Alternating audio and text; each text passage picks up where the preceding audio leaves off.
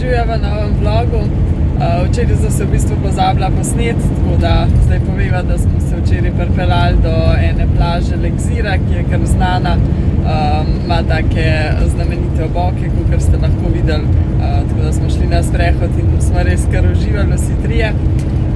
Je pa to zelo blizu enega mesteca Sidi Ifni, ki je sploh znan.